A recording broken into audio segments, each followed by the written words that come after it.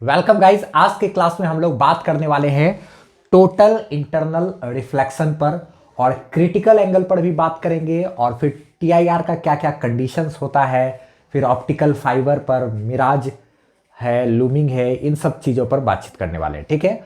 और जो भी मैं आप लोगों को पढ़ाऊंगा उसका अगर आप पीडीएफ नोट्स चाहो तो वो हमारे वेबसाइट www.physicsbyamanwar.com पर भी ले सकते हो। आज हम लोग न्यूमेरिकल क्वेश्चंस भी कुछ करेंगे। ठीक है, अच्छे अच्छे क्वेश्चंस कुछ आईआईटी के भी देखेंगे हम लोग। ठीक है, तो वीडियो को स्टार्ट करते हैं। ठीक है, उम्मीद करते हैं इससे पिछले वाला जो भी लेक्चर्स वगैरह है वो सब आप लोगों ने देख लिया होगा। ठीक है, तो चलो देखा जाए टोटल इंटरनल रिफ्लेक्शन क्या होता है। इससे पिछले वाले वीडियो में हमने रिफ्रैक्शन वगैरह पे बात किया था। रिफ्रैक्शन क्या होता है, जब लाइट एक मीडियम से दूसरे मीडियम में जाती है तो वो क्या हो जाती है, बैंड हो जाती है ना। अच्छा ठीक है, सारा चीज हम लोगों ने डिस्कस किया था। मान लिया जाए ये कोई एक सरफेस है, ठीक है। इधर अगर मान लिया जाए ये वाटर है, कोई डेंसर मीडियम है, ठीक है। इधर क्या है, कोई एक डेंसर मीडियम है, ठीक। अच्छा, उसके बाद इधर ये क्या है, कोई रेयर मीडियम, ठीक। अच्छा, यहां पर एक नॉर्मल इस तरीके से डाल देते हैं, ठीक है। आप एक बात जानते हो कि जब भी लाइट को डेंसर मीडियम से रेयरड मीडियम की तरफ भेजा जाता है तो सीधे जाने के बजाय ये नॉर्मल से थोड़ा दूर भाग जाती है ना। ये सब चीज़ तो मैंने आप लोगों को पढ़ा दिया है ना। अच्छा ठीक, अब आप देखो, जब भी लाइट को अगर इस एंगल से भेज रहे हैं तो ये इतना एंगल से ऐसे रिफ्रैक्ट होकर के चला गया। अगर इसी लाइट को थोड़ा और एंगल पर भेजते तो, अगर इसी को थोड़ा और मोड़ करके भेजते तो क्या होता, ये लाइट थोड़ा और मुड़ करके चला जाता है कि नहीं।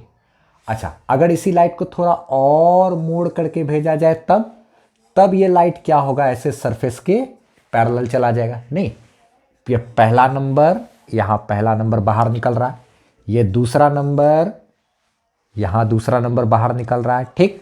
ये तीसरा नंबर लाइट इधर पैरेलल निकल गया सरफेस के, ठीक है। अभी आप देखो तो ये जो लाइट है इसको जब हमने भेजा तो ये लाइट यहाँ से जाने के बाद रिफ्रैक्ट होकर के, चूंकि इसको सीधे जाना था तो नॉर्मल सीधे जाने के बजाय इसको क्या होना है, नॉर्मल से तो दूर भागना पड़ेगा ना, क्योंकि लाइट मेरा डेंसर से किधर, रेयरड मीडियम में जा रही है। तो जाते समय इसको नॉर्मल से दूर भागना है, तो ऐसा दूर भागा कि ये सरफेस के क्या हो गया, पैरेलल।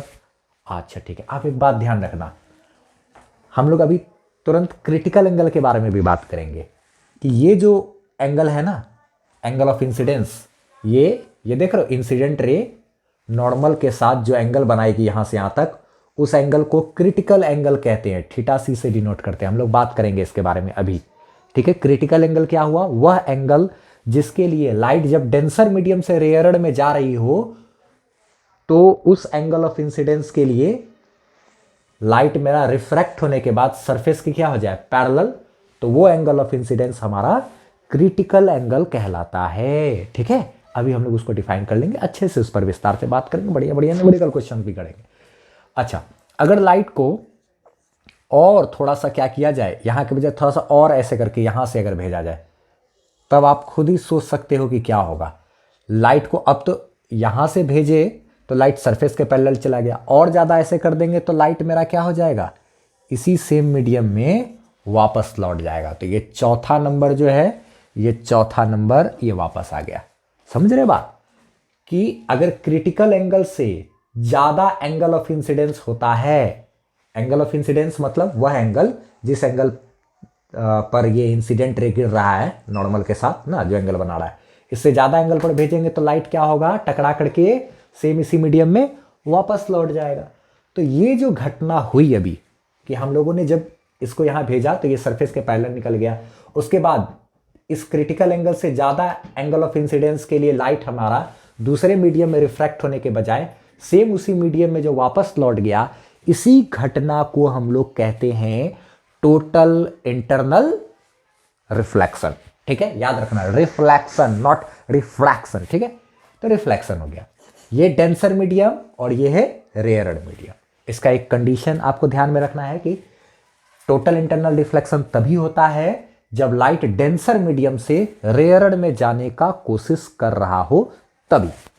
और जो एंगल ऑफ इंसिडेंस है ना, ये क्रिटिकल एंगल से ज़्यादा होना चाहिए, तभी TIR होगा और ये सेम इसी मीडियम में वापस लौट गया। तो ये जो लाइट सेम इसी मीडियम में वापस लौट गया, इसी घटना को कहते हैं TIR। बोले तो टोटल इंटरनल रिफ्लेक्शन।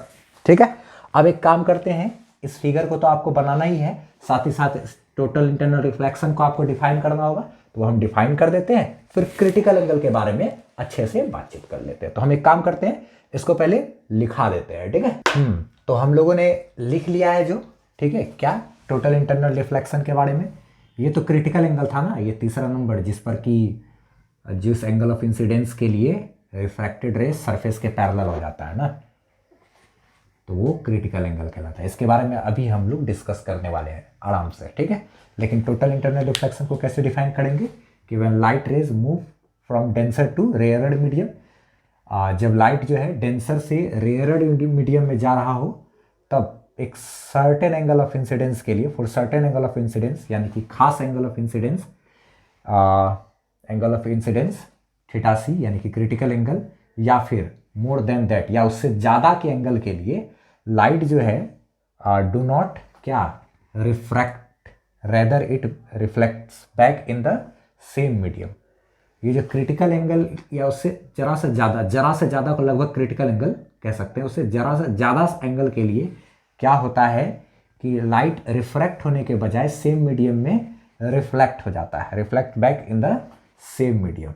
ठीक है, this whole process is known as total internal reflection. तो जब लाइट डेंसर से रेयरर में जा रहा हो, तो एक खास एंगल ऑफ इंसिडेंस यानी कि क्रिटिकल एंगल या उससे ज़्यादा के एंगल के लिए क्या होता है कि लाइट रिफ्रैक्ट होने के बजाय सेम मीडियम में वापस लौट जाता है। यही घटना TIR कहलाती है, यानी कि टोटल इंटरनल रिफ्लेक्शन कहलाती है। ठीक है, अच्छा एक बात ध्यान रखना है कि जब भी TIR होगा यानी कि टोटल इंटरनल रिफ्लेक्शन, तो ये एंगल ऑफ इंसिडेंस और ये एंगल ऑफ रिफ्लेक्शन दोनों बराबर होगा, यानी कि ये सरफेस एक तरह से मिरर का काम करेगा तब। ठीक है, ये और ये, ठीक है, तो ये अगर एंगल I है, ये एंगल R है, तो लॉ ऑफ रिफ्लेक्शन जैसे होता था ना I बराबर R, वैसे ही काम करेगा। ठीक है, I बराबर R। ठीक, ये 4 वाला की बात कर रहे हैं। ठीक है, angle of incidence, angle of reflection. ठीक, अच्छा अब इसी में क्या क्या हम बात किए, कंडीशन क्या क्या होना चाहिए टोटल इंटरनल रिफ्लेक्शन के लिए, क्या क्या कंडीशन है। तो लाइट को कहाँ से किधर पास करना चाहिए, डेंसर से रेयरड मीडियम। तो लाइट पहले किस मीडियम में होना चाहिए, डेंसर, बाद में किस मीडियम में, रेयरड में। यानी कि पहला वाला मीडियम का रिफ्रैक्टिव इंडेक्स ज़्यादा, दूसरे वाले मीडियम का रिफ्रैक्टिव इंडेक्स कम, दूसरा का रिफ्रैक्टिव इंडेक्स कम, पहला का रिफ्रैक्टिव इंडेक्स ज़्यादा, यानी पहला मीडियम डेंसर, लाइट डेंसर से रेयरड में जाना चाहिए। और एक चीज़ क्या कि एंगल ऑफ इंसिडेंस जो है ना, वो ज़्यादा होना चाहिए किससे, तो क्रिटिकल एंगल से। क्रिटिकल एंगल से क्या होना चाहिए, ज़्यादा, यानी कि क्रिटिकल एंगल से ज़्यादा एंगल पे लाइट गिराएंगे तभी इस मीडियम में वापस लौटेगा। क्रिटिकल एंगल तक तो खैर इसी मीडियम में चला जाता है। हाँ, आपको कभी कभी एक चीज़ देखने को मिलेगा कि क्रिटिकल एंगल से ज़रा सा भी ज़्यादा हुआ तो इससे मीडियम में लौट जाएगा। तो ज़रा सा ज़्यादा के लिए तो कोई शब्द इस्तेमाल नहीं कर सकते। ठीक है, इसलिए लगभग क्रिटिकल एंगल या उससे ज़रा सा ज़्यादा रहेगा तो वापस लौटेगा। एग्जैक्ट क्रिटिकल एंगल के बराबर रहेगा तो सरफेस के पैरेलल, लेकिन क्रिटिकल एंगल से बस ज़रा सा ज़्यादा को लगभग बराबर जैसा बोला जा सकता है।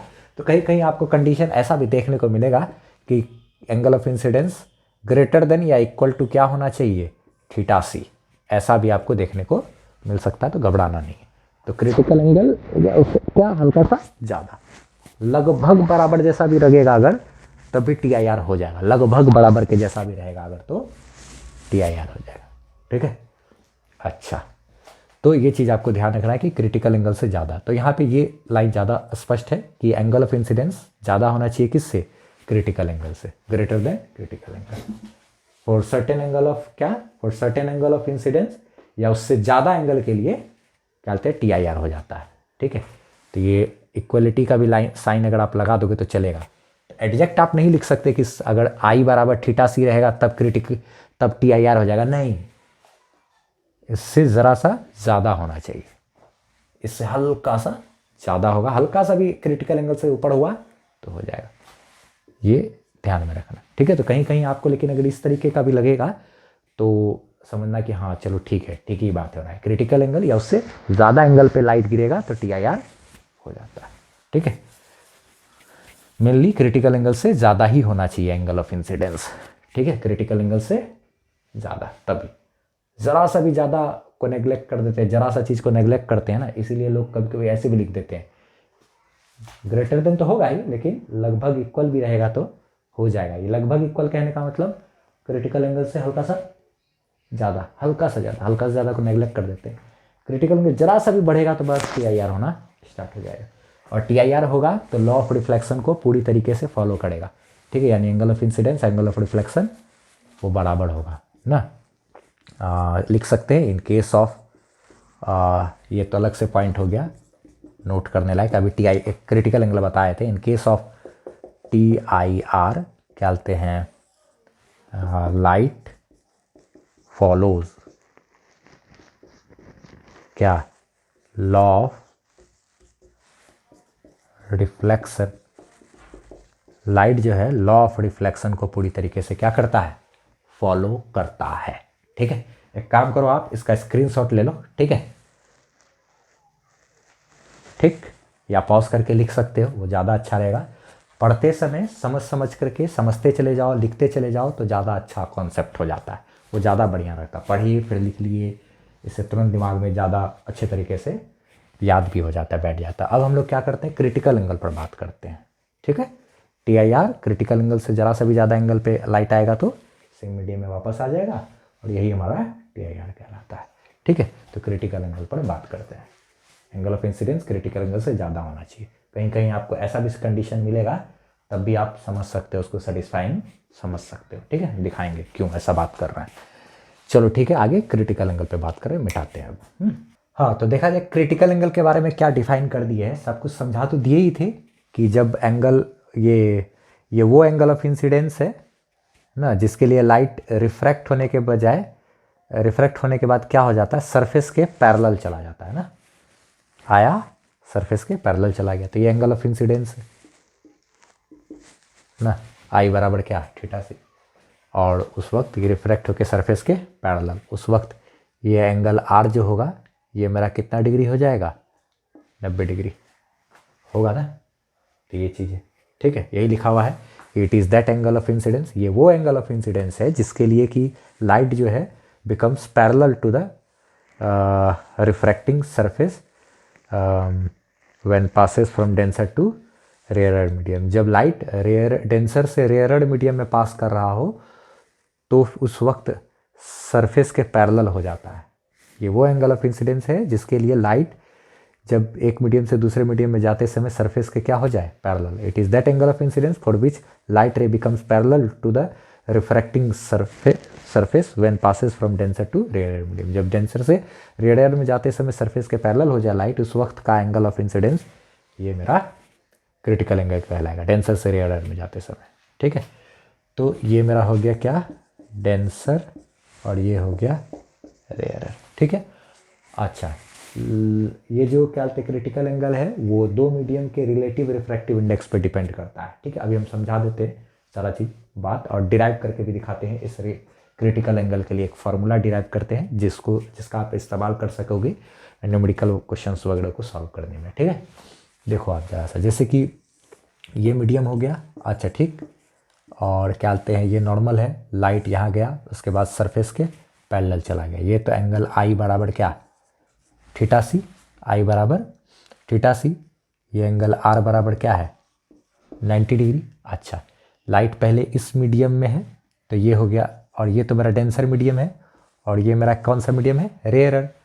तो क्या बोलते हैं म्यू आर हो गया क्या, रेयरर मीडियम का रिफ्रैक्टिव इंडेक्स म्यू आर, और ये म्यू डी हो गया क्या, डेंसर मीडियम का रिफ्रैक्टिव इंडेक्स। लाइट पहले इस मीडियम में है, बाद में उसमें गई है, तो लाइट पहले इस मीडियम में है तो ये पहला मीडियम इसलिए म्यू वन, दूसरा मीडियम ये तो म्यू टू बराबर क्या, म्यू आर, क्योंकि दूसरा मीडियम तो रेयरर मीडियम होना है और पहला मीडियम कौन सा होना है, डेंसर मीडियम होना है, नहीं तो ये हो गया मीडियम क्या बोलते हैं वन, और ये हो गया मेरा मीडियम टू, और ये होगा मेरा कौन कैसा डेंसर, और ये होगा रेयरर। ठीक है। अच्छा, क्या हालते हैं हम लोग यहाँ पर एक चीज़ लिख सकते हैं फ्रॉम स्नेल्स लॉ। ऐसा नहीं समझना कि 5 मार्क्स का कोई ये डेरिवेशन कहीं पर आपको काम देगा। ठीक है, हम बस ऐसे निकाल करके दिखा दे रहे हैं, फार्मूला आपको काम देगा। ठीक है, चूँकि आप जानते हो sine i by sine r बराबर होता है क्या, म्यू टू बटे म्यू वन, या एन टू बटे एन वन भी लोग लिखते हैं। तो साइन आई यानी कि साइन आई यानी angle of incidence, critical angle, बटे साइन आर, आर मेरा 90 डिग्री क्योंकि सरफेस के पैरेलल हो गया ना ये, तो नॉर्मल से 90 डिग्री का एंगल बना रहा है, यानी कि sine 90 is equal to mu two, दूसरा वाला मीडियम क्या है म्यू आर, बटे पहला मीडियम कौन सा है म्यू डी। ठीक है। अच्छा, साइन 90 का मान क्या होता है 1, तो इसलिए आप सीधा लिख सकते हो sine theta C is equal to mu R बटे क्या म्यू डी। तो ये चीज़ हो गया क्या आपको क्रिटिकल एंगल का फार्मूला। ठीक है, इसी में कुछ कंडीशन भी लोग बनाते हैं, वो हम बता देते हैं आपको। ठीक है, तो जैसे कि क्या कहते हैं mu R divided by mu D, यही हो गया क्या कहते हैं इसको आप ऐसे ये एक तरह का रिलेटिव रिफ्रैक्टिव इंडेक्स है। आपको रिलेटिव रिफ्रैक्टिव इंडेक्स हम पढ़ा चुके हैं, refractive index of one medium with respect to other medium. तो refractive index of one medium divided by refractive index of other medium होता है ना। अच्छा, तो ये रिलेटिव रिफ्रैक्टिव इंडेक्स हुआ ना। तो आप रिलेटिव रिफ्रैक्टिव इंडेक्स का आपको याद होगा, थ्योरी हम पढ़ा चुके हैं। तो आप याद रखना कि यही फार्मूला जो है यही एकदम इंपॉर्टेंट फार्मूला है न्यूमेरिकल वगैरह को क्वेश्चंस को सॉल्व करने के लिए। साइन थीटा सी यानी कि क्रिटिकल एंगल बराबर रिफ्रैक्टिव इंडेक्स ऑफ क्या रेयरर मीडियम, रेयरर मीडियम का रिफ्रैक्टिव इंडेक्स बटे डेंसर मीडियम का रिफ्रैक्टिव इंडेक्स। ठीक है, इसी को हम कहते हैं कंडीशन। इसमें ध्यान रखना है कि अगर क्या कहते हैं मीडियम टू, अगर मीडियम टू मेरा क्या हो एयर हो, मीडियम टू इज एयर, अगर मीडियम टू एयर हो तब क्या होगा क्या कहते हैं मीडियम टू यानी कि कौन सा रेयरड मीडियम, तो म्यू आर बराबर क्या हो जाएगा 1। तब उस कंडीशन में तब हम लोग क्या कहते हैं ऐसे कंडीशन में हम लोग चाहे तो लिख सकते हैं साइन थीटा सी बराबर 1 बाय क्या कहते हैं म्यू डी के जगह पे म्यू खाली बोल सकते हैं ना। तो क्या उस वक्त लेट कर लेंगे डेंसर मीडियम के रिफ्रैक्टिव इंडेक्स को क्या बोल देंगे खाली म्यू, डेंसर मीडियम को के रिफ्रैक्टिव इंडेक्स को क्या बोल दिए म्यू, इसको बोल दिए म्यू, और दूसरा वाला जो है रेयरड मीडियम यानी कि हवा उसका रिफ्रैक्टिव इंडेक्स 1 होता है। तो ये फार्मूला कब आप लगा सकते हो क्रिटिकल एंगल का, ये फार्मूला आप तब लगा सकते हो जब रेयरड मीडियम के रूप में एयर हो, और डेंसर मीडियम जो है वो कोई सा भी हो सकता है। रेयरड मीडियम के रूप में जब एयर होगा तब ये फार्मूला साइन थीटा सी बराबर 1 बाई म्यू ना, और नहीं तो अगर कोई भी मीडियम दिया हुआ है, ये एक अलग मीडियम है, ये एक अलग मीडियम, ये ग्लास है, ये वाटर है, तब आप रेयरड मीडियम का रिफ्रैक्टिव इंडेक्स बटे डेंसर मीडियम का रिफ्रैक्टिव इंडेक्स बराबर साइन थीटा सी ऐसा लिख सकते हैं। यहाँ पे हम एक चीज़ नोटिस कर सकते हैं, हम लोग क्या नोटिस कर सकते हैं कि क्रिटिकल एंगल जो है वो इन्वर्सली प्रोपोर्शनल होता है रिफ्रैक्टिव इंडेक्स के, अगर एयर है उस तरफ तब। अब आप देख सकते हो जो डेंसर मीडियम है ना, सीधी बात, डेंसर मीडियम का रिफ्रैक्टिव इंडेक्स और क्रिटिकल एंगल में इन्वर्सली प्रोपोर्शनल का रिलेशन होता है। अगर डेंसर मीडियम जो है उसका रिफ्रैक्टिव इंडेक्स जितना ज़्यादा होगा क्रिटिकल एंगल उतना कम, यानी कि उतना ही कम एंगल सबके लिए TIR हो जाएगा। तो डायमंड का रिफ्रैक्टिव इंडेक्स 2.42 होता है, सबसे ज़्यादा होता है। तो डायमंड के लिए रिफ्रैक्टिव इंडेक्स ज़्यादा, तो उसके लिए क्रिटिकल एंगल कम होता है, यानी कि हल्का सा भी एंगल पर रे गिरेगा उससे तो TIR होके पूरा रिफ्लेक्ट होगा। ठीक है, और TIR जब भी होता है तो रिफ्लेक्ट जो होता है लाइट वो एकदम काफ़ी ज़्यादा चमकीला होता है ना, यानी कि जितना लाइट टकराता है सब TIR हो जाता है। लेकिन मिरर में जब क्या कहते हैं टकरा के लाइट निकलता है ना, तो कुछ लाइट एब्जॉर्ब भी हो जाता है मिरर में, लेकिन जब TIR हो रहा होता है तब लाइट टकरा करके जब वापस लौटता है तो पूरी तरीके से 100% लाइट रिफ्लेक्ट होता है। लेकिन मिरर में कुछ लाइट जब टकराएगा तो कुछ एब्जॉर्ब हो जाता है मिरर के द्वारा, कुछ ही वापस लौटता है, यानी कि 70% लौटता है, लेकिन TIR में 100% लौटता है। ठीक है, तो ये एक चीज़ हो गया। हम लोग क्या कहते हैं इसको नोट डाउन आप कर सकते हो। ठीक है, वीडियो को पॉज करके आराम से इसको नोट डाउन कर लो या स्क्रीनशॉट ले लो। ठीक है, हम लोग अब आगे बात करते हैं। अब चाहे तो आप जो है न्यूमेरिकल क्वेश्चंस वगैरह को सॉल्व कर सकते हो, न्यूमेरिकल क्वेश्चन सॉल्व करने के लायक आप हो गए हो, ठीक है। इसी में हम कुछ और भी चीज़ थोड़ा सा एक आध दो लाइन इंपॉर्टेंट पॉइंट्स वगैरह बता देते हैं मिराज और लूमिंग के बारे में और ऑप्टिकल फाइबर के बारे में, फिर उसके बाद आपको न्यूमेरिकल क्वेश्चंस हम बता देंगे, ठीक है। इसी सब थ्योरी पर आधारित न्यूमेरिकल क्वेश्चंस अभी ही हम करवाएंगे और आईआईटी वगैरह का भी, ठीक है। अभी आप देखो, बस देखा जाए कुछ इंपॉर्टेंट पॉइंट्स है जो आप लोगों को नोट डाउन करके रखना चाहिए, ठीक है। क्या कि इमेज अभी बताया कि image form due to TIR के द्वारा जो इमेज बनता है वो ज़्यादा चमकीला होता है, कहते हैं then the image formed by mirror में जो इमेज बनता है ना उससे ज़्यादा चमकीला इमेज बनेगा जब टीआईआर होकर के लाइट किसी के आँख पर पड़ेगा, तब जो इमेज बनता है वो ज़्यादा चमकीला होता है, क्योंकि टीआईआर के कंडीशन में किसी भी तरह का लॉस नहीं होता रेज का। लेकिन जो मिरर के केस में क्या हो जाता है कि कुछ रेज को मिरर जो है एब्जॉर्ब कर लेता है, इसलिए लाइट जब रिफ्लेक्ट होकर वापस आता है मिरर में तो कुछ रेज 70% रेज ही रिफ्लेक्ट हो पाता है, लेकिन जब टीआईआर होकर के लाइट जब रिफ्लेक्ट होकर आएगा तो 100% लाइट रिफ्लेक्ट होकर के आता है, ठीक है। उसमें कोई लॉस नहीं होता। तो टीआईआर के द्वारा बनाया गया इमेज टीआईआर जब हो रहा हो तब जब रिफ्लेक्ट होकर इमेज बनता है तो वो ज़्यादा चमकीला होता है। मिरर में जब ये रे रिफ्लेक्ट होकर के जब इमेज बनता है तब वो उतना ज़्यादा चमकीला नहीं होता है, ठीक है। एक बात और ध्यान में रखना है कि जो शाइनिंग ऑफ डायमंड है, डायमंड का जो चमकना है, अभी बात किए थे कि डायमंड भी जो चमकता है उसका भी कारण क्या है, उसका बहुत ही ज़्यादा रिफ्रैक्टिव इंडेक्स होना, ठीक है। डायमंड के लिए जो रिफ्रैक्टिव इंडेक्स होता है, रिफ्रैक्टिव इंडेक्स जो होता है म्यू फॉर क्या डायमंड, वो आपको ध्यान में रखना है 2.42 होता है, ठीक है, सबसे ज़्यादा होता है, ठीक है, ये इतना होता है। और ये करीब 24 डिग्री इसका क्रिटिकल एंगल यानी कि थीटा सी जो है उसके लिए करीब लगभग 24 डिग्री के बराबर होता है, यानी कि जरा सा बहुत ही छोटा सा एंगल है, उतना एंगल पर भी गिरेगा तो लाइट रिफ्लेक्ट होके वापस आ जाएगा, ठीक है। तो ध्यान में रखना है कि जो डायमंड जो है उसका चमकने का कारण क्या होता है, उसका बहुत ही ज़्यादा होता है रिफ्रैक्टिव इंडेक्स, जिसके कारण जो है because of very high refractive index बहुत ज़्यादा होने के कारण the value of critical angle क्या हो जाता है, बहुत ही छोटा हो जाता है। रिफ्रैक्टिव इंडेक्स ज़्यादा होने के कारण क्रिटिकल एंगल का वैल्यू बहुत छोटा हो जाता है, ठीक है। रिफ्रैक्टिव इंडेक्स डायमंड का जो है वो ज़्यादा होने के कारण क्रिटिकल एंगल उसका कम हो जाता है, क्योंकि हम लोग पढ़े हैं ना भाई, साइन थीटा सी जो है या क्रिटिकल एंगल जो है वो इन्वर्सली प्रोपोर्शनल होता है किसके, रिफ्रैक्टिव इंडेक्स के। रिफ्रैक्टिव इंडेक्स ज़्यादा होने के कारण क्रिटिकल एंगल कम, ठीक है। और क्रिटिकल एंगल कम रहता है तो इसलिए जो लाइट है वो पूरी तरीके से रिफ्लेक्ट हो जाता है। थोड़ा सा भी एंगल पे गिरेगा तो टीआईआर हो जाता है रिफ्लेक्ट होकर वापस हो जाता है। तो आपको कभी भी ऑब्जेक्टिव कहीं पर भी पूछ सकता है कि जो शाइनिंग ऑफ डायमंड है वो किस कारण है, तो ड्यू टू, याद रखना आपको टीआईआर के कारण डायमंड का चमकना होता है।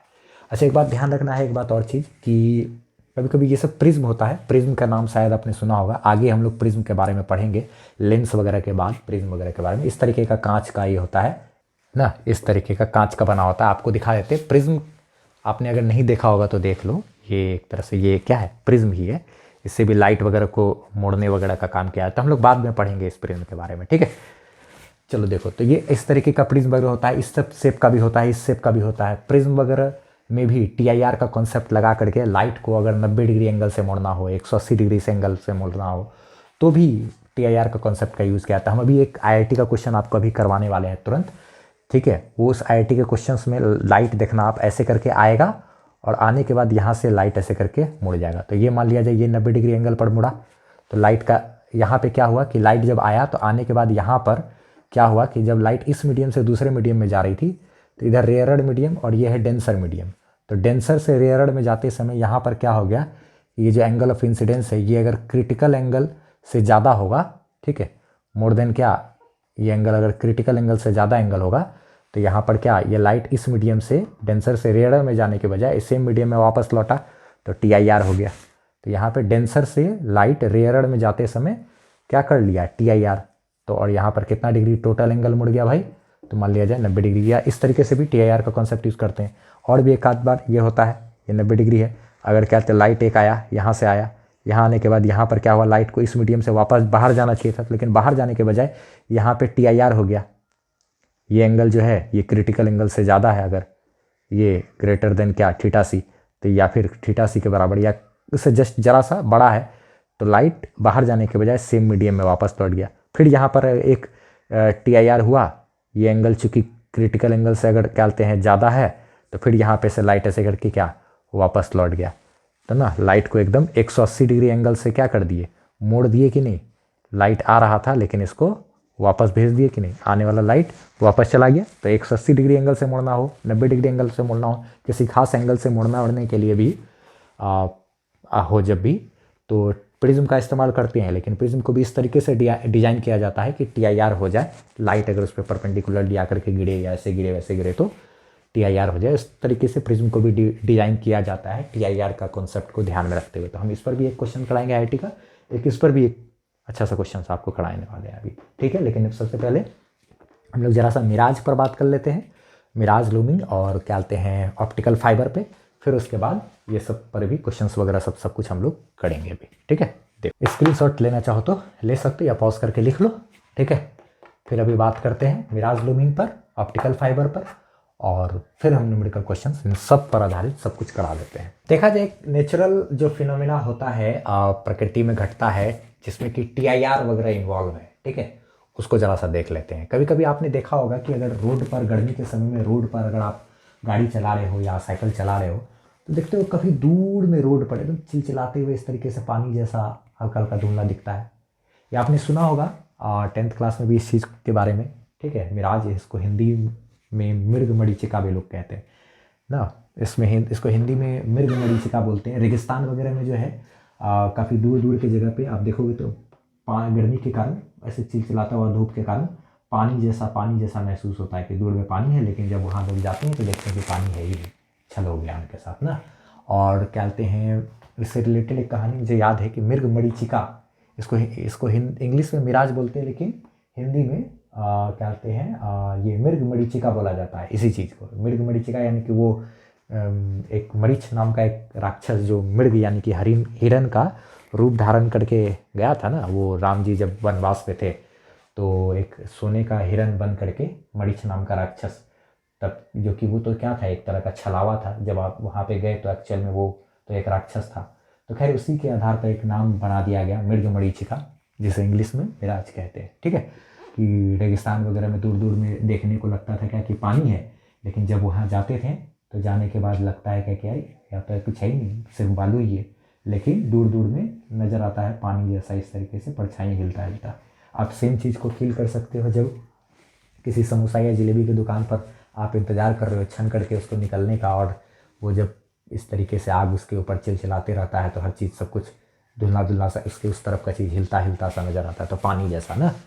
तो खैर क्या होता है रेगिस्तान वगैरह में, डिज़र्ट वगैरह में ये चीज़ देखने को मिलता है कि अगर मान लिया जाए कोई पेड़ है, अगर नॉर्मल सा सिचुएशन है तब तो ये पेड़ है यहाँ से रोशनी सीधा आँख पे चला आएगा तो कोई फ़र्क ही नहीं पड़ेगा, हर तरफ क्या कहते हैं यूनिफॉर्म एकदम टेम्परेचर है तो कोई बात नहीं। लेकिन अगर गर्मी के समय में यहाँ का टेम्परेचर सब बहुत ज़्यादा हो जाता है, बालू रहता है ना रेत रेगिस्तान में, तो ये ज़्यादा गर्म हो जाता है, ये ज़्यादा हॉट रहता है कंपेरेटिवली ऊपर के हवा से, ये ज़्यादा होता है क्योंकि ये तो गर्म हुआ, गर्म होने के बाद फिर ये वापस धामी मारता है, इधर से भी रोशनी देती, इधर से भी क्या कहते हैं लाइट क्या करता है हीट को रिफ्लेक्ट भी करता है, तो एक आने वाला हीट फिर इधर से रिफ्लेक्ट होने वाला हीट, यानी कि यहाँ का टेम्परेचर ज़्यादा होता है। तो जितना ज़्यादा टेम्परेचर तो एयर मॉलिक्यूल सब उतना दूर दूर होगा, ठीक है, तो इधर रेयरड मीडियम हो जाता है ना। अगर क्या कहते हैं नीचे की तरफ जैसे जैसे बढ़ते जाएंगे तो इधर रेयरड मीडियम और ऊपर डेंसर मीडियम, यानी म्यू का जो वैल्यू है वो नीचे जाने से घटते जाएगा, ठीक है।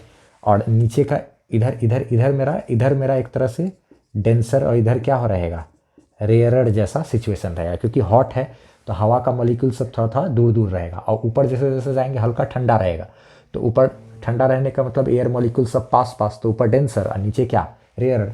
तो कोई लाइट अगर ऐसा होगा जो कि डेंसर से किधर रेयरड में जाने का कोशिश करेगा, तो डेंसर से रेयरड में जाते समय डेंसर से रेयरड में क्या कहते हैं जाते समय क्या हो जाता है लाइट सेम उसी मीडियम में वापस लौट जाएगा, डेंसर से रेयरड में जाते समय लाइट सेम उसी मीडियम में वापस लौट जाएगा। तो इस आदमी के आँख पर जो ये रोशनी आएगा तो उसको लगेगा क्या कि जो लाइट है वो कहीं मेरा पीछे से आ रहा है, यानी कि इसको लगेगा कि जो पेड़ है मेरा वो कहीं इस तरफ है, यहाँ पर नज़र आएगा, ठीक है। और चूंकि टेम्परेचर वगैरह हवा वगैरह चलता रहता है तो टेम्परेचर 19-20 होते रहता है, उसके कारण ये इमेज भी इसको हिलता हुआ नजर आएगा। तो लोग को लगता है क्या कि एक पेड़ से जो डायरेक्ट रोशनी आ रहा है वो भी दिखेगा थोड़ा बहुत, ठीक है, वो भी दिखेगा, और जो ये है ये भी दिखेगा। तो उसको लगेगा कि अरे यह पेड़ भी है और नीचे यहाँ परछाई उसका हिल भी रहा है, तो हिलता हुआ है, तो उसको लगेगा क्या कि अरे ये क्या हो रहा है, यहाँ पे ज़रूर पानी होगा, इसलिए इसका परछाई यहाँ पर पानी में बन रहा है जो कि हिल डुल रहा है ना। तो लोग को लगता है कि पानी है, तो जब वहाँ जाता है तो देखता है कि वहाँ कुछ है ही नहीं ना क्या। तो ये इस तरीके से लाइट मेरा आया, आकर के यहाँ से इधर जाने के बजाय सेम मीडियम में वापस लौट गया। अब ये चूंकि आँख पर आया है तो इसी को जब पीछे लेकर के जाएंगे तो इमेज इधर अपना फॉर्म होगा। सेम घटना जो है ना, ये मिराज क्या कहते हैं, इसका रीज़न क्या है, रीज़न अगर आपसे पूछेगा तो मिराज का रीज़न आप बोलोगे क्या, TIR, और ये होता कहाँ है, डिज़र्ट में, ठीक है ना, यानी कि जहाँ पे रेगिस्तान वगैरह में वो सब जगह पे। एक और घटना है, नेचुरल घटना जिसके बारे में बहुत कम लोग जानते हैं, लूमिंग होता है, ठीक है, ये कोल्डर प्लेस में होता है।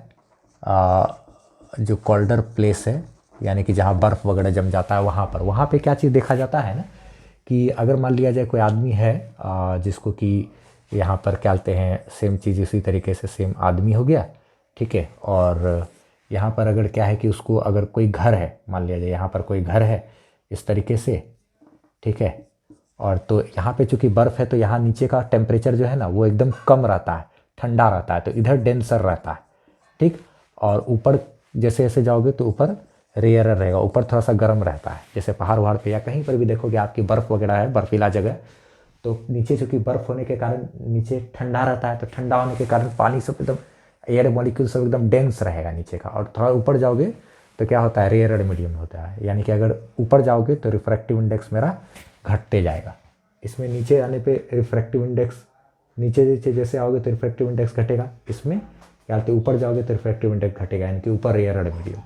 इसमें क्या होता है ना कि इधर से जो रोशनी क्या कहते हैं जा रहा होता है, ठीक है, मान लीजिए यहाँ से कोई रोशनी है जो कि इधर जा रहा हो, तो किधर, डेंसर से रेयरर में, वो सब रोशनी इधर आँख पर आकर के पड़ जाता है, डेंसर से रेयरर में जाते समय TIR होके वापस लौटता है, और होने के बाद इसको लगता है क्या कि ये लाइट कहीं इधर पीछे से आ रहा है, तो यही घर इसको आदमी को क्या होता है, थोड़ा सा ऐसे ऊपर नज़र आता है। कभी कभी ये घटना देखने को मिलती है, क्या कहते हैं, लाइट इधर से डेंसर से रेयरर में जाने के बजाय वापस लौट गया, तो यही चीज़ पीछे जाके देखा, तो घर के ऊपर घर, लूमिंग यानी कोल्डर प्लेस में, ध्रुव वगैरह पे, अक्सर पोल वगैरह पे जहाँ पे कि ठंड ज़्यादा पड़ती है ना ठंडा जगह पे ये सब चीज़ देखने को मिलता है। और इसका भी रीज़न जो है वो रीज़न हमारा क्या है, TIR है, टोटल इंटरनल रिफ्लेक्शन। इसका स्क्रीनशॉट ले लो या फिर कहते पॉज करके अच्छे से फिगर बना सकते हैं। ये फिगर NCERT में भी है, ठीक है, NCERT का पेज नंबर आप किसी के अलग अलग बुक में अलग अलग पेज नंबर होता है, तो खैर छोड़ो, आप देखोगे तो ये चीज़ आपको मिलेगा टोटल इंटरनल रिफ्लेक्शन वाले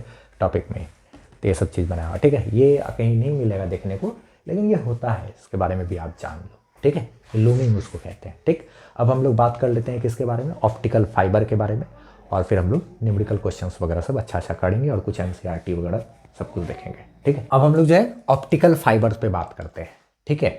ये भी मतलब टेक्नोलॉजिकल यूज़ है, TIR का जो कॉन्सेप्ट है उसका टेक्नोलॉजी में भी इस्तेमाल किया जाता है। कैसे, तो आपको हम बता देते हैं। ऑप्टिकल फाइबर एक्चुअल में होता क्या है, आपने एक चीज़ देखा होगा, जैसे कि मेला वगैरह में इस तरीके का नहीं होता है, ये एक ऑप्टिकल फाइबर ही है। जैसे कि अगर आप क्या कहते हैं, मान लिया जाए ये लाइट अगर ऑन कर दिया जाए, तो अगर आप देखोगे, देखो एक एग्जांपल दिखा रहा है, जैसे कि ये चीज़ है, तो आप देखो यहाँ पर से रोशनी आएगा अगर, ठीक है, तो इसके अंदर से लाइट ट्रेवल करते हुए अब देखो यहाँ पर लाइट आ रहा है बाहर, ठीक है, देखो ये जो कि मुड़ा हुआ है, फिर भी यहाँ से क्या लाइट बाहर निकल रहा है ना। ये चीज़ यहाँ देखो हटा दिए, ये लाइट हो गई, लेकिन जैसे इसको यहाँ लाएंगे तो ये देख रहे हो, ये लाइट, यही मेरा क्या है, फाइबर ऑप्टिक्स या ऑप्टिकल फाइबर, ठीक है, ये हट गया। जैसे इसको यहाँ लेकर के आए, देखो यहाँ से लाइट ट्रेवल करते हुए यहाँ आ रहा है, यही मेरा क्या है, ऑप्टिकल फाइबर, जो कि मेला वगैरह में मिलता है ना, ये चीज़ ऑप्टिकल फाइबर, लाइट ऐसे ट्रेवल करके आ रहा है कि नहीं। इसी के बारे में अभी हम लोग बात करेंगे, ठीक है। तो कैसे उसमें लाइट वगैरह जो है वो ट्रेवल कर रहा है, ठीक है। तो देखा जाए कैसे ऑप्टिकल फाइबर जो है वो काम करता है कि ये मुड़ा हुआ है तार वगैरह, फिर भी उसमें लाइट कैसे ट्रेवल करके चले जा रहा है, उसके पीछे का क्या कॉन्सेप्ट है उसको समझेंगे, फिर न्यूमेरिकल वगैरह करेंगे, फिर क्लास आज का खत्म हो जाएगा। ठीक है, जैसे देखा जाए इसमें क्या होता है कि दो कोएक्सियल वायर का इस्तेमाल करते हैं, सिलेंड्रिकल वायर। ठीक है, मतलब सिलेंड्रिकल वायर कहने का मतलब एक ऐसे सिलेंडर जैसा एक ये वायर हो गया, ठीक है, मटेरियल, और उसके ऊपर क्या आते हैं एक और मटेरियल इस तरीके से कोएक्सियली रहता है। ठीक है, ऐसे करके कोएक्सियली ये रहता है। ठीक है, तो मतलब नहीं क्या कहते हैं, जैसे सिलिंड्रिकल, एक सिलिंड्रिकल वायर उसके और एक सिलेंडर, अंदर का वायर एक बाहर का वायर, ये पूरा का पूरा सॉलिड है, सब कुछ अंदर भी सॉलिड, सॉलिड कोई खोखला नहीं है। ठीक है, पूरा सॉलिड है, ये सॉलिड है। अंदर में क्या जो मटेरियल रहता है इसका डेंसिटी थोड़ा सा ज़्यादा रहता है। ठीक है, इसका डेंसिटी हल्का ज़्यादा रहता है। इसको कहते हैं अंदर वाले में को कहते हैं क्या, कोर। अंदर वाला जो सिलिंड्रिकल ये है हिस्सा, इसको कहा जाता है क्या, कोर, और बाहर वाला जो है उसको बोला जाता है क्लैडिंग। ठीक है, अंदर वाला थोड़ा सा ये ज़्यादा डेंसर होता है, ये डेंसर होता है, और ये बाहर वाला थोड़ा रेयरर मटेरियल का होता है। ठीक है, ये मेरा सिलिका ग्लास का बना होता है जिसको कि क्वार्ट्ज कहते हैं। ठीक है, यानी कि क्वार्ट्ज का बना होता है, थोड़ा डेंस होता है, डेंसर। और इधर का होता है ये मेरा रेयरड मीडियम होता है, बाहर का मटेरियल जो होता है वो रेयरड होता है। जैसे ही लाइट को आप भेजोगे तो लाइट को भेजने के बाद ये लाइट ऐसे आया, आने के बाद क्या होता है, ये ट्राई करता है कि डेंसर से रेयरड में जाने का। तो डेंसर से रेयरड में जाते समय यहाँ पे हो जाता है TIR, ये एंगल बड़ा होता है क्रिटिकल एंगल से, तो यहाँ पर क्या हो जाता है TIR, और TIR होने के बाद लाइट इसी मीडियम में वापस लौट जाता है, और लाइट का इंटेंसिटी भी, यानी कि जो लाइट का पावर है वो भी बरकरार रहता है, पूरा लाइट रिफ्लेक्ट होता है। फिर यहाँ पर आया, यहाँ पे फिर से क्या कहते हैं, ये एंगल मेरा क्रिटिकल एंगल से ज़्यादा, फिर एक बार TIR हो गया, इधर लाइट ऐसे करके बाहर निकल गया। क्या कोई लाइट इधर से आया तो फिर यहाँ पे भी क्या हो रहा है, हर तरफ से पूरा लाइट आ रहा है, यहाँ से इधर से भी लाइट आ रहा है, तो यहाँ पर क्या हो रहा है, TIR हो जा रहा है, क्रिटिकल एंगल से ज़्यादा एंगल, तो वापस ऐसे लौट गया। यहाँ पे भी फिर TIR हो गया, ऐसे करके क्या हो गया, वापस लौट गया, तो बाहर निकल गया। यानी कि जितना भी लाइट आप यहाँ से दोगे सब यहाँ से टकरा टकरा करके डेंसर से रेयरड में जाने का कोशिश करेगा, और सरफेस से टकरा के TIR होके वापस लौट जाएगा ना। जो लाइट आएगा TIR होके वापस लौटते लौटते, यहाँ से आया लाइट, एक बार TIR हुआ, यहाँ आया, फिर यहाँ पे भी TIR हो गया, फिर उधर हो गया, तो ऐसे जाते जाते जाते जाते जाते जाते काफ़ी दूर तक जाता है। और लाइट का जो इंटेंसिटी है वो एकदम चमकदार रहता है, मतलब काफ़ी कई किलोमीटर दूर तक लाइट को यहाँ से वहाँ तक ट्रेवल कराया जा सकता है बिना उसका लाइट का जो ये चमक है वो कम हुए। ठीक है, 95% जो है क्या कहते हैं, उससे ज़्यादा ही रोशनी सब इस पार से उस पार चला जाता है, एक तरफ से दूसरे तरफ। इससे वीडियो सिग्नल भेजने में, ये सब चीज़ ऑडियो सिग्नल भेजने वगैरह में भी ये सब चीज़ का इस्तेमाल किया जाता है। इंटरनेट वगैरह में भी, समुद्र वगैरह में भी बहुत सारा जगह। अभी लाइट का आप देखिए एक चीज़, तो कैमरा वगैरह है, कैमरा अगर भेज रहे हैं तो कैमरा अंदर मान लिया जाए चला गया, उससे तार है बाहर निकाल लिए, डायग्नोसिस, बहुत सारा चीज़ में इन सब चीज़ों का इस्तेमाल किया जाता है। ठीक है, डेकोरेशन वगैरह में भी। अभी आपने एक देखा, एक एग्जांपल मैंने दिखाया आपको, तो ये इस तरीके से अंदर का ठोस रहता है, थोड़ा सा ज़्यादा कड़ा रहता है मटेरियल, थोड़ा बाहर का सॉफ्ट रहता है, बाहर रेयरड मीडियम और अंदर का मटेरियल डेंसर मीडियम। लाइट इस तरीके से पास कर जाता है, बस TIR होते होते। अब इसी चीज़ को थोड़ा सा डिफाइन करके अच्छे तरीके से हम लिखा देते हैं, उसके बाद न्यूमेरिकल कर लेंगे। ठीक है, इसी ऑप्टिकल फाइबर के बारे में कुछ बात सब लिखा देते हैं, यही सब चीज़ की अंदर का डेंसर होता है मीडियम, बाहर रेयरड मीडियम।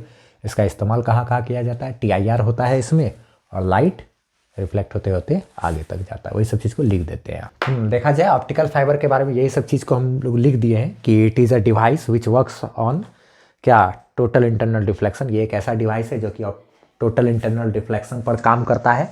ठीक है, in optical fibre we use two coaxial wire in which outer wire has low refractive index while inner wire has क्या, हाई रिफ्रैक्टिव इंडेक्स। दो कोएक्सियल वायर का इस्तेमाल करते हैं जिसमें अंदर वाला का रिफ्रैक्टिव इंडेक्स ज़्यादा होता है, यानी कि ये डेंसर होता है, और बाहर वाला का रिफ्रैक्टिव इंडेक्स कम होता है, यानी कि ये रेयरड होता है। ठीक है, ठीक है, अच्छा, ठीक है। Electrical signal which are converted into optical signal. Electrical signal जो होता है जैसे कि वीडियो ऑडियो ये वाला, ये सब चीज़, तो ये सब सिग्नल को क्या किया जाता है, कन्वर्ट कर दिया जाता है ऑप्टिकल सिग्नल में, यानी कि लाइट में कन्वर्ट कर दिया जाता है। इलेक्ट्रिकल सिग्नल को लाइट में कन्वर्ट कर दिया जाता है। And transmit signals, optical signals which are converted into optical signals are transmitted through inner wire. ठीक है, जो इलेक्ट्रिकल सिग्नल को ऑप्टिकल सिग्नल में बदला जाता है उसको इनर वायर के थ्रू ट्रांसमिट कर दिया जाता है। ठीक है, एंड ऑप्टिकल सिग्नल्स यानी कि लाइट वो सफ़र करता है टोटल इंटरनल रिफ्लेक्शन, और उसमें टोटल इंटरनल रिफ्लेक्शन होता है।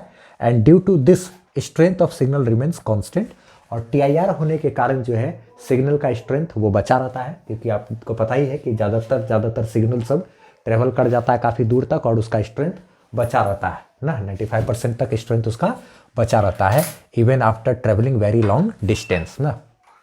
बहुत ही ज़्यादा दूर तक दूरी तय करने के बावजूद भी उसका स्ट्रेंथ बचा रहता है। आप एज्यूम कर सकते हो कि अगर 5 किलोमीटर दूर तार भी लंबा बिछा हुआ है तो लाइट ऐसे करके ट्रेवल कर सकता है, लेकिन अगर 5 किलोमीटर लंबा अगर शीशा है, चौड़ा शीशा है, उससे जब आप लाइट को पार करोगे तो लाइट तो उस तरफ टप भी नहीं पाएगा ना, लेकिन इसके थ्रू चला जाता है। और ये सब मटेरियल, ये जो अंदर का है जो मटेरियल सिलिका ग्लास यानी क्वार्ट्ज से बनाया होता है। ठीक है, ये सब मटेरियल को बहुत ही ज़्यादा प्यूरिफाई कर करके तब बनाया जाता है। ठीक, अच्छा, और एक चीज़ इसका जो यूज़ किया जाता है वो कहाँ यूज़ किया जाता है, लाइट पाइप के थ्रू के जैसा यूज़ किया जाता है। ठीक है, जैसे कि मान लिया जाए कैमरा वगैरह है, ठीक, तो अगर मान लिया जाए एक तार से अगर कैमरा को पेट वगैरह के अंदर भेज दिया गया ना, विजुअल एग्जामिनेशन जब किया जाता है इंटरनल ऑर्गन्स का, यानी कि जैसे कि स्टोमक या इंस्टेंटाइन वगैरह का, आंत वगैरह का, पेट वगैरह में अंदर में, तो उसमें क्या जाता है एक पाइप के थ्रू, जैसे मान लो आप कैमरा भेज दिए पेट के अंदर, ठीक है, तो कैमरा तो चला गया, लेकिन कैमरा में कोई भी चीज़ दिखेगा तब ना जब वहाँ पे कुछ रोशनी होना चाहिए। सिर्फ अंधेरा में, पेट के अंदर तो अंधेरा है, उसके अंदर अगर कोई चीज़ हमको देखना है तो कैमरा आप भेज दिए, ठीक है, लेकिन कैमरा के साथ साथ आपको लाइट भी तो भेजना पड़ेगा। तो लाइट अगर तार मुड़ उड़ जाएगा तो कैसे, सीधा टॉर्च तो जला नहीं सकते, तो वही लाइट को भेजा जाता है उसी तार के मदद से, रोशनी की मदद से। ठीक है, जैसा कि आपको एग्जांपल मैंने अभी दिखाया था ना इसका ना, यहाँ पर रोशनी जला दी और उसके बाद इसको पेट के अंदर मान लिया, डाल दिया, एक अच्छा सा पाइप रहता है वो गया, तो वहाँ पे रोशनी का भी काम कर रहा है, एक तार बगल में रहता है रोशनी का और एक तार जिसमें कैमरा लगा रहता है। ठीक है, तो वो सब चीज़ में यूज़ हो गया। डेकोरेशन वगैरह में यूज़ होता है, जैसे ये चीज़ था, अभी डेकोरेशन वगैरह में यूज़ कर सकते हैं, लाइट वगैरह का इस्तेमाल कर सकते हैं, है कि नहीं। तो एक काम करो, इसका स्क्रीनशॉट लो, ठीक है, या पॉज करके लिखो, ठीक है। हाँ, एक चीज़ NCERT का आप एक बात ध्यान रखना, क्या कहते हैं NCERT का ये जो एक्सरसाइज क्या कहते हैं नंबर जो है 9.17, ठीक है, ये जो है ना ऑप्टिकल फाइबर पर ही आधारित क्वेश्चन है, तो इसको तुरंत बना लेना आप लोग, ठीक है। पहले हम कुछ न्यूमेरिकल क्वेश्चंस वगैरह भी अभी आप लोगों को करा देते हैं। ऑप्टिकल फाइबर पर आधारित एक क्वेश्चन है, उसको कर लेना आप, ठीक है। नहीं मिलेगा तो यूट्यूब पर सर्च कर लेना, एक्सरसाइज 9.17 क्लास 12 फिजिक्स बाय मनोड, ठीक है। अच्छा, ठीक है, या प्ले लिस्ट से भी कर सकते हो। तो हम कुछ आपको क्वेश्चंस करवा देते हैं TIR वगैरह पे आधारित, ठीक है, IIT वगैरह का कुछ क्वेश्चंस वगैरह आप देख लो। देखा जाए, अभी हम लोगों ने टोटल इंटरनल रिफ्लेक्शन के बारे में, क्रिटिकल एंगल सब के बारे में पढ़ लिया है, ठीक है। तो क्वेश्चन उस पर आधारित कुछ कर लेते हैं। प्रिज्म के बारे में भी फोटो भी दिखलाए थे, ठीक है। क्या क्वेश्चन बोल रहा है कि ray of light incident normally on face AB, एक लाइट जो है AB फेस पर क्या कहते हैं नॉर्मली आकर के गिर रहा है, A और B फेस पर यहाँ पर एकदम परपेंडिकुलर ऐसे आकर के गिर रहा है। ये एसोसेलेस प्रिज्म है। एसोसेलेस प्रिज्म कहने का मतलब हो गया ये और ये साइड बराबर है, ठीक है। Travel as shown in figure, यहाँ ऐसे ऐसे और ऐसे करके ट्रेवल कर जाता है, ठीक है। तो what is the least value of refractive index of the prism, यानी कि जो ये प्रिज्म है उसके रिफ्रैक्टिव इंडेक्स का मान कम से कम कितना होगा, ठीक है, यही चीज़ मांग रहा है, ठीक है। तो यहाँ पर क्या कहते हैं, लाइट ऐसे करके ट्रेवल कर रहा है, ये एक प्रिज्म है, यह कोई मिरर तो है नहीं कि यहाँ से आके रिफ्लेक्ट हो गया, नहीं, ये लाइट यहाँ से इसको आर पार चला जाना चाहिए था, लेकिन ये इसी मीडियम में वापस आ गया। मतलब जब लाइट डेंसर से रेयरर में जाने का कोशिश कर रहा था, इधर ये डेंसर से कहाँ, रेयरर में जाने का कोशिश कर रहा था, तो डेंसर से रेयरर में जाते समय यहाँ पर ये नॉर्मल की बात करें अगर, सरफेस पे हो गया ना, ये एक सरफेस है जिसके इधर डेंसर और इधर क्या है, रेयरर मीडियम, इधर तो एयर होगा ना, इधर डेंसर मीडियम है। तो डेंसर से रेयरर में जाते समय इधर कुछ नहीं तो एयर है ना भाई, कुछ का बात नहीं ना किया है तो सवाल में, तो इधर क्या है, एयर है। तो जब डेंसर से रेयरर में जाने का कोशिश कर रहा होता है, तब अगर ये एंगल मेरा क्या होना चाहिए, क्रिटिकल एंगल से क्रिटिकल एंगल यानी कि थीटा सी या उससे, थीटा सी के बराबर या उससे क्या होना चाहिए, ज़्यादा होना चाहिए, तब यहाँ पर क्या हो जाएगा, टी आई आर हो गया होगा। तो टी आई आर हो रहा है, इसका मतलब ये एंगल जो है वो क्रिटिकल एंगल के लगभग बराबर से थोड़ा सा ज़्यादा हुआ होगा। तो कम से कम रिफ्रैक्टिव इंडेक्स का मान क्या होना चाहिए, ठीक है। तो क्रिटिकल एंगल का मान कम से कम अगर होगा तो यहाँ पर थीटा सी का जो कम से कम जो वैल्यू होगा वो कितना होगा, कम से कम ये 45 डिग्री। यहाँ पे आप देखो, जैसे कि ये चीज़ की अगर बात करें तो आप यहाँ पर एक चीज़ नोटिस कर सकते हो, देख सकते हो, ये एक परपेंडिकुलर अगर डाले हैं तो ये परपेंडिकुलर, तो यहाँ से यहाँ तक ये टोटल 90 डिग्री हो गया ना, है ना 90 डिग्री। अच्छा ठीक है, ये चीज़ अगर आप अच्छे तरीके से गौर करोगे तो ये लाइट और ये लाइट दोनों क्या है, परपेंडिकुलर है बिल्कुल। ऐसे लाइट आया, ऐसे चला गया, फिर ऐसे चला गया, तो यहाँ से यहाँ तक ये तो 90 डिग्री है। 90 डिग्री में ये नॉर्मल तो आधा आधा बांटेगा, एंगल ऑफ इंसिडेंस और ये एंगल ऑफ रिफ्लैक्शन, एंगल आई बराबर एंगल आर होता है ना। हमने बताया था कि टी आई आर जब हो रहा होता है तो लॉ ऑफ रिफ्लेक्शन को पूरी तरीके से फॉलो करेगा। तो ये एंगल और ये एंगल बराबर, तो ये 90 डिग्री आधा आधा बटेगा, तो ये भी 45, ये भी 45, यानी कि ये एंगल मेरा कितना है 45, ये भी कितना 45। तो क्या कहते हैं 45 डिग्री से ज़्यादा एंगल पर भी गिर रहा होता तब भी क्या, ये 45 पर गिरा तो टी आई आर हुआ, अगर उससे ज़्यादा एंगल पर भी गिरता तब भी टी आई आर होता ना। तो कम से कम जो एंगल का मान होगा वो कितना है 45। तो रिफ्रैक्टिव इंडेक्स का मान का बात कर रहे हैं कि वो प्रिज्म का वो कम से कम कितना होना चाहिए। तो ठीक है, तो अगर 45 डिग्री भी बात करें अगर, या उससे ज़्यादा एंगल तो नहीं, अगर 45 डिग्री भी है एंगल तब भी रिफ्रैक्टिव इंडेक्स का मान क्या होना चाहिए। तो चूंकि हम लोग जानते हैं साइन थीटा सी बराबर क्या होता है 1/μ, तो हमको रिफ्रैक्टिव इंडेक्स चाहिए। तो रिफ्रैक्टिव इंडेक्स बराबर क्या हो जाएगा 1/sin थीटा सी ना, 1 क्या साइन थीटा सी। अच्छा, तो अगर यहाँ पे क्या बोलते हैं हम लोग देखें तो रिफ्रैक्टिव इंडेक्स चाहिए, तो 1/sin यानी कि क्रिटिकल एंगल की बात करें तो यहाँ पे एंगल तो आपको साफ साफ पता चल रहा है, यहाँ पे टी आई आर हो रहा है, तो आप एक साफ साफ देख रहे होगे कि टी आई आर हो रहा है यहाँ पे लाइट डेंसर से रेयरर में जाते समय।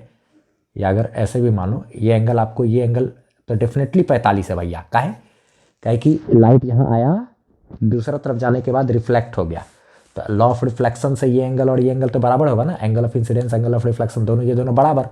और चूंकि ये टोटल मेरा 90 डिग्री है तो ये नॉर्मल बीच में भाग दिया उसको, तो आधा ये 45, ये भी क्या 45, ये तो होगा ही।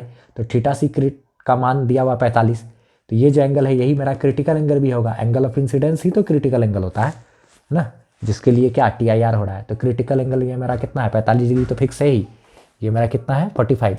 तो म्यू का मान जो हो गया 1/45 का साइन 45 होता है 1/√2, तो ये √2 नीचे से ऊपर चला जाएगा, तो म्यू इज इक्वल टू क्या √2। तो रिफ्रैक्टिव इंडेक्स का मान कितना हो गया इतना, या 1.414 बोलो, या इतना बोल सकते हैं √2। तो इसका प्रिज्म के मटेरियल का रिफ्रैक्टिव इंडेक्स म्यू बराबर क्या हो गया √2 ना।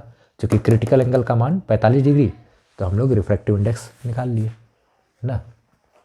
लिस्ट की बात करें या रिफ्रैक्टिव इंडेक्स का मिनिमम वैल्यू की बात करें तो वो यही जो वैल्यू है कम से कम वही तो होगा ही, क्योंकि ये 45 डिग्री है भैया, तो 45 डिग्री है तो यहाँ 45 डालना पड़ेगा, निकल जाएगा। 45 है श्योर है ना, 90 20 से भाग किया नॉर्मल, आधा आधा एंगल बराबर, angle of incidence angle of reflection, law of reflection को फॉलो करेगा ना टी आई आर होते टाइम। तो ये चीज़ है, ठीक है। नेक्स्ट क्वेश्चन हम लोग देखते हैं, वो एक IIT का क्वेश्चन है, ठीक है। हाँ देखा जाए ये एक IIT JEE का क्वेश्चन है, ठीक है। तो इसमें देखते हैं क्वेश्चन क्या बोल रहा है। क्या बोल रहा है कि एक ग्लास प्रिज्म है ABC, ABC एक प्रिज्म जैसा हो गया, ठीक है, जिसका रिफ्रैक्टिव इंडेक्स 1.5 है, इसका रिफ्रैक्टिव इंडेक्स 1.5 है, और उसको डुबा दिया गया है, इमर्ज कर दिया गया वाटर में, जिसका रिफ्रैक्टिव इंडेक्स, वाटर का रिफ्रैक्टिव इंडेक्स 4/3 है, जैसा कि फिगर में दिखाया गया। तो एक रे है जो कि लाइट इंसिडेंट हो रहा है नॉर्मल यानी कि परपेंडिकुलरली AB फेस पे, और वो टोटली रिफ्लेक्ट हो जा रहा है AC फेस पर, यानी कि इस AC फेस पर आकर के टोटली रिफ्लेक्ट हो रहा है, यानी कि ये लाइट यहाँ पर आ रहा है और आने के बाद यहाँ पर टोटली रिफ्लेक्ट हो जा रहा है, ठीक है। तो जब ये टोटली रिफ्लेक्ट हो रहा है तो किसी भी तरीके से रिफ्लेक्ट हो सकता है, मान लिया जाए या तो क्या बोलते हैं ऐसे करके ये अपना रिफ्लेक्ट हो गया, ठीक है। अच्छा, तो क्या बोलते हैं ये जब ऐसे करके रिफ्लेक्ट हुआ तो आप बोलोगे यहाँ आने के बाद ऐसे करके सीधा क्यों किया हम, क्योंकि जब ये रिफ्लेक्ट होगा तो रिफ्लेक्ट होने के बाद इस सरफेस पे आप एक नॉर्मल तो पहले खींचोगे, तो नॉर्मल जैसे ही खींचोगे आप नॉर्मल खींच दिया मैंने, ठीक है। तो नॉर्मल खींचा, ठीक है। तो ये एंगल और ये एंगल को बराबर होना है ना, नहीं तो क्या कहते हैं, आप जरा सा देखो धुंधला धुंधला सा, नहीं ये 90 डिग्री, ये और ये 90 डिग्री होना है। इसके और इसकी ये और ये 90 है, तो ये जहाँ गया ये ऐसे, तो ये लगभग ये वाला एक एंगल और ये वाला एंगल मेरा तो बराबर होना चाहिए। यहाँ से आने के बाद ऐसे करके रिफ्लेक्ट हो गया। अच्छा ठीक। अच्छा अब एक चीज़ देखो, तो आप जरा सा थोड़ा सा दिमाग लगाओगे अगर, तो ये एंगल थीटा, इसमें से बोल रहा है क्या कि अगर ऐसा हो रहा है यहाँ पर से टोटली रिफ्लेक्ट हो रहा है, मतलब यहाँ पर TIR हो जा रहा है, तो बताना है कि इन चारों रिलेशन में से कौन सा सही होगा। तो यहाँ पे TIR हो रहा है का मतलब ये जो एंगल है ना मेरा, ये एंगल मेरा क्रिटिकल एंगल या उससे ज़्यादा एंगल है। ये एंगल मेरा क्रिटिकल एंगल या उससे क्या है, ज़्यादा है। यानी कि ये एंगल जो है ये मेरा, अगर इसको थीटा सी बोले, या ये एंगल मेरा क्रिटिकल एंगल से ज़्यादा होना चाहिए, ठीक है ना। तो आप एक चीज़ देखो, अगर ये एंगल थीटा है तो ये एंगल तो मेरा क्या हो जाएगा 90, तो ये मेरा क्या बचा, ये थीटा ये 90, तो ये तीनों ट्रायंगल है, ये थीटा है ये 90 है ना, तो ये क्या हो गया 90 माइनस थीटा। ये सब जानते हो कि नहीं, 90 माइनस थीटा, आप तीनों को जोड़ के देख लो, तो ये minus theta plus theta cancel, 90 90 180, triangle का तीनों एंगल का सम 180। अच्छा ठीक है, ये 90 है, ठीक है। आप ये चीज़ है कि यहाँ पर एक नॉर्मल तो डाल ही सकते थे हम, अगर इस रे का भूल भी जाए ना इस रे को, तब भी कोई फ़र्क नहीं पड़ता। यहाँ पर होने के बाद यहाँ पर ये रिफ्लेक्ट हुआ, तो रिफ्लेक्ट होकर के जैसे भी जाएगा, मगर इतना तो तय है, ये रिफ्लेक्ट होकर के जैसे भी जाएगा भैया, इतना तो तय है कि ये एंगल और ये एंगल को बराबर तो होना ही पड़ेगा। नहीं, ये 90 माइनस थीटा है, और ये यहाँ पर मैंने नॉर्मल ड्रॉ किया, ये क्या है भैया, ये है नॉर्मल, ठीक है, ये नॉर्मल है, ये नॉर्मल है। तो यहाँ से यहाँ तक ये तो 90 डिग्री है, ये 90 डिग्री है। अगर ये 90 माइनस थीटा, तो ये मेरा कितना हो गया, ऑटोमेटिकली ये मेरा हो गया थीटा। यानी कि क्रिटिकल एंगल की बात करें तो वो मेरा क्या है, थीटा। तो यानी कि ये एंगल मेरा जो है क्रिटिकल एंगल से क्या होना चाहिए, ज़्यादा होना चाहिए। यानी कि ये थीटा का मान मेरा क्रिटिकल एंगल से ज़्यादा होना चाहिए ना। तो ये मेरा एंगल ऑफ इंसिडेंस इस सरफेस पर नॉर्मल के साथ बनाया गया इंसिडेंट रे के द्वारा। ये इंसिडेंट रे है, इंसिडेंट रे इस नॉर्मल के साथ जो एंगल बनाता है इसको एंगल ऑफ इंसिडेंस कहते हैं। और ये मेरा ज़्यादा होना चाहिए किससे, क्रिटिकल एंगल से, क्रिटिकल एंगल से। और चूंकि ये जो एंगल है, ये एंगल तो मेरा थीटा ही बन रहा है, ये थीटा, ये 90 माइनस थीटा, ये क्या थीटा, क्योंकि ये नॉर्मल है भैया। तो यहाँ से यहाँ तक इसको तो 90 होना है। ये जब 90 माइनस थीटा है तो ये क्या हो गया थीटा, तब ना इन दोनों को जोड़ के 90 हो जाएगा। ये थीटा कट जाएगा तो 90 हो जाएगा। तो ये 90 माइनस थीटा, तो ये हो गया थीटा। यानी कि ये जो थीटा है ये मेरा क्रिटिकल एंगल से ज़्यादा होना चाहिए, तभी तो TIR हो रहा होगा यहाँ पे। तो क्रिटिकल एंगल हम लोग निकालते कैसे हैं, चूँकि हम लोग जानते हैं कि साइन थीटा सी ना, ये वाला जो एंगल है, यानी कि ये मेरा क्रिटिकल एंगल से ज़्यादा होना चाहिए। यानी कि ये जो थीटा है ये मेरा क्रिटिकल एंगल से ज़्यादा होना चाहिए। तो साइन थीटा सी बराबर क्या फार्मूला होता है, म्यू आर बटे क्या, म्यू आर बटे म्यू डी। एयर तो है नहीं भाई, यहाँ का मीडियम अलग है, ये मीडियम अलग है ना, ये डेंसर मीडियम, ये रेयरड मीडियम। ये डेंसर मीडियम की बात करें अगर, तो ये डेंसर मीडियम और रेयरड में ये डेंसर हो गया ना, 1.5 ज़्यादा है, ये डेंसर है, ये रेयरड है 4/3, ये 1.33 होगा, ये कम है। तो रेयरड मीडियम हो गया 4/3 डिवाइडेड बाय डेंसर मीडियम, ये कौन सा है, ये डेंसर टू रेयरड जा रहा है, डेंसर मीडियम है 1.5। तो ये पॉइंट उड़ाएंगे तो यहाँ आ गया 10, तो इसको लिख सकते हैं आप 4/3 और क्या कहते हैं गुना में ये 15 और नीचे से 10 ऊपर चला जाएगा। तो ये हो गया कितना, आप इसको ज़रा अच्छे से अगर देखो तो 5 दूना 10, 5 तिया 15, तो ये हो गया क्या 4 दूना 8 बटे क्या 9। यानी कि जो है sine theta C is equal to मेरा कितना है 8/9 ना। तो जो क्रिटिकल एंगल का जो मान है वो साइन इनवर्स 8/9 बोल सकते हैं। तो साइन थीटा सी वो उसका वैल्यू किसके बराबर आया 8/9 का। तो यहाँ पर ये जो लिखा हुआ है, तो ये एक तरह से क्या लिखा हुआ है, ये इसको अगर आप बढ़िया से देखो तो ये 8/9 एक्चुअल में क्या है, साइन थीटा सी है। तो ये जो लिखा हुआ है, ये यही लिखा हुआ है ये इक्वेशन कि साइन थीटा का मान ज़्यादा होना चाहिए साइन थीटा सी से। 8/9 मतलब साइन थीटा सी। यानी कि इन दोनों इक्वेशन को अगर आप देखो तो इसमें साइन कॉमन है, तो थीटा बोल रहा है कि ज़्यादा होना चाहिए किससे, थीटा सी से। तो सही बात है, ये इक्वेशन जो बोल रहा है कि साइन थीटा का मान ज़्यादा होना चाहिए 8/9 से, तो 8/9 कौन है भाई, 8/9 तो साइन थीटा सी है ना। यानी 8/9 का मतलब क्या हो गया साइन थीटा सी। तो यानी कि साइन थीटा ज़्यादा होना चाहिए किससे, साइन थीटा सी से, 8/9 मतलब साइन थीटा सी से। तो साइन साइन तो है ही अपना जगह पे इक्विवेलेंट, तो यानी कि ये साइन थीटा सी से ज़्यादा होना चाहिए कौन, थीटा। इससे ये ज़्यादा होगा तो इससे ये ज़्यादा होगा क्या, या इसके बराबर, क्रिटिकल थीटा का मान क्रिटिकल एंगल के बराबर या उससे ज़्यादा होगा, तो मेरा क्या सही में TIR हो रहा होगा। ये सिचुएशन लगा सकते हैं, ठीक है। एक और क्वेश्चन देख लो, बहुत ही ज़बरदस्त है, ठीक है। आपको स्क्रीन पर एक क्वेश्चन दिखाई दे रहा होगा, ठीक है। इसको बढ़िया ढंग से समझना है और कोशिश करना है बनाने का। लेकिन इस क्वेश्चन में हाथ लगाने से पहले एक बार आप पहले ट्राई करके देखो, ठीक है। आपसे लेकिन बनेगा नहीं, हो सकता है कि थोड़ा सा दिक्कत हो आपको। लेकिन अगर आप NCERT का एक्सरसाइज नंबर 9.5 बना चुके हो, NCERT का एक्सरसाइज नंबर, NCERT का एक्सरसाइज नंबर 9.5, इसको अगर बना लिए हो और मेरा सोल्यूशन को अगर अच्छे से देखे होगे इसका, ठीक है, तब आप इस क्वेश्चन को ट्राई करोगे तो आपका बहुत इजीली बन जाएगा, ठीक है। वहाँ पे एक फार्मूला दिए थे जहाँ पर कि बस खाली h का मान निकाल दोगे आ जाएगा, तो समझ लोगे वहाँ पे, ठीक है। पूरा अच्छे से किए होगा तो आप क्या करना, पहले एक क्वेश्चन बना लेना NCERT का एक्सरसाइज नंबर 9.5, यूट्यूब पे सर्च कर लेना exercise 9.5 class 12 physics by M एनवर्ड, तो आपको मेरा सोल्यूशन मिल जाएगा। उसके बाद क्या करना, उसको सॉल्व कर लेना, देख लेना। अगर पहले तो खुद से ट्राई करना एक्सरसाइज नंबर 9.5 और दिए है ना 9.17 उसको भी, तो ये मेरा ये TIR पर है, इसको अच्छे से सॉल्व करके देखना। फिर जहाँ अगर ये खुद से बन गया तब तो अच्छी बात है, नहीं तो सोल्यूशन देखना, और देखने के बाद जब वो सोल्यूशन हो जाएगा उसके बाद इस क्वेश्चन को ट्राई करना, तो उम्मीद होता है ये क्वेश्चन जरूर बन जाएगा, ठीक है। और कमेंट में अपना क्या कहते हैं आंसर बताना, जिसका भी आंसर सबसे पहले जो बताओगे आंसर और सेटिस्फाइंग लगेगा तो उसको डेफिनेटली उसका आंसर को कमेंट सेक्शन में एकदम पिन अप करके रखेंगे, ठीक है। फिर उम्मीद करते हैं सारा चीज़ आपको समझ में आया होगा और मिलते हैं हम लोग नेक्स्ट वीडियो में। तब तक के लिए बाय बाय, टेक केयर।